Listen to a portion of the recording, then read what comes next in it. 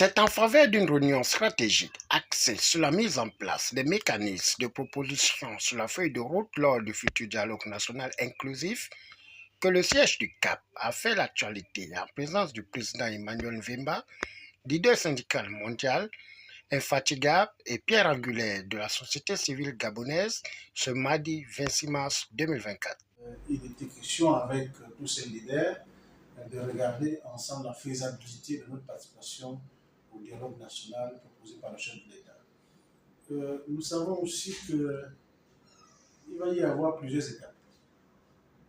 La première, c'est celle qui sera directe, c'est-à-dire entre les syndicats et, j'ai envie de dire, les partenaires, parce que c'est le tripartisme qui sera développé là-bas. Et indirect avec nos membres, certains membres qui vont rester à la centrale, qui vont suivre les travaux soit en direct, soit de manière différée, parce que eux aussi ils ont la mission de travailler. Et c'est pour ça que nous avons appelé ça la réunion stratégique de préparation. Nous sommes aujourd'hui satisfaits de constater que l'engouement est avéré aujourd'hui au niveau des partenaires sociaux.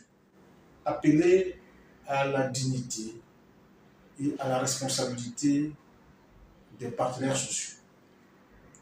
J'ai eu dire que certains partenaires sociaux ont rencontré le chef de l'État et de ce qui est ressorti de cet échange, il n'était pas question qu'ils viennent l'exposer publiquement. Nous allons pour le dialogue pour participer tout simplement. Nous y allons pour contribuer. Contribuer effectivement en ce qui concerne la réflexion et en ce qui concerne les recommandations. Aujourd'hui, il était question pour chaque secteur de nous fournir ses recommandations. Et quelles recommandations nous allons synthétiser pour en faire un document, j'ai envie de dire, fédérateur. Donc, chaque secteur d'activité a mené une réflexion sur la particularité de son département ministériel. Et le CAP va développer toutes ces recommandations pour présenter au gouvernement ce que nous attendons de ce dialogue. Donc, moi, j'ai trouvé un peu gênant de suivre ici et là les interventions des uns des autres sur cette question d'audience accordée par le chef de l'État à ses responsables syndicaux. Et je dis que vraiment, essayons un peu d'avoir de la réserve. La réserve, parce que je crois que le chef de l'État, quand il fait ses consultations, c'est pour mieux préparer le dialogue. Il essaie un peu de consulter tout le monde, mais il ne faut pas venir aussi exposer au grand jour tout ce que vous auriez dit avec le premier dialogue. Des commissions ont pour objectif de redorer l'image des syndicats affiliés au CAP, tous secteurs confondus, en recensant les besoins de la société civile lors de cette grande messe nationale, selon Mme Zandon Edwige et le professeur Tema, qui n'ont pas hésité à donner leur avis. Nous sommes retrouvés ce matin, ou bien encore ce jour, pour examiner les propositions ou encore les recommandations du CAP, la centrale syndicale qui nous réunit.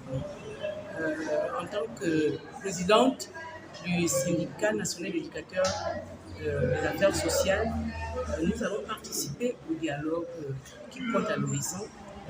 Mais Emmanuel Mvemba a voulu réunir d'abord ces syndicats affiliés pour leur donner des orientations. Ces orientations-là vont nous amener à proposer dans les commissions ce qui a été fait par nous-mêmes. Donc nous sommes là-dessus. Nous, au CAP, nous pensons que ça va être fait. Nous pensons que ce sont les nouvelles autorités, ce sont les militaires qui ne sont pas comme les civils, et nous croyons en leur justice et ils seront au chevet des populations. Nous pensons que tout ce qui va être fait sera acté au lendemain de la fermeture de ce dialogue. Du 2 avril au 30 avril, le dialogue national. C'est un dialogue inclusif. Il est à la fois politique, économique, social, culturel. Et donc, c'est un dialogue qui nous amène, nous, au niveau des centrales syndicales, de pouvoir faire le point, à la fois sur les questions d'éducation, à la fois sur les questions de la vie chère, à la fois sur les questions politiques. Donc, nous avons fait en quelque sorte le tour d'horizon. Et nous nous sommes constitués, nous sommes en train de faire un travail affiné pour que notre présence à ce dialogue historique, tournant de l'histoire, parce que nous sommes à la croisée de chemin, nous puissions apporter des contributions, qui vont permettre à notre pays d'aller de l'avant, en tout point de vue. Parce que nous avons, par exemple, notre centrale syndicale appelée le CAP. Nous voulons pour cela remercier le président Emmanuel Vemba, qui est un battant en matière de droits de l'homme, qui défend des dossiers importants. Et nous estimons que ce rendez-vous, lui donner, lui recevoir, va nous permettre aussi de soulever la question de ces messieurs qui sont près de 18 000, qui ont investi dans Bersal près de 32 milliards et qui jusqu'aujourd'hui ne sont pas remboursés parce que le pouvoir reçu a emporté cet argent pour... Il convient de noter que les objectifs de mise en place des commissions du CAP sont clairs et ambitieux, vu la sérénité et la concentration à travers leur prise de notes et échanges interactifs, malgré la pluralité des membres, sachant que la construction de l'avenir d'une nation se base sur la convergence des idées et construction du puzzle prôné par le CTI.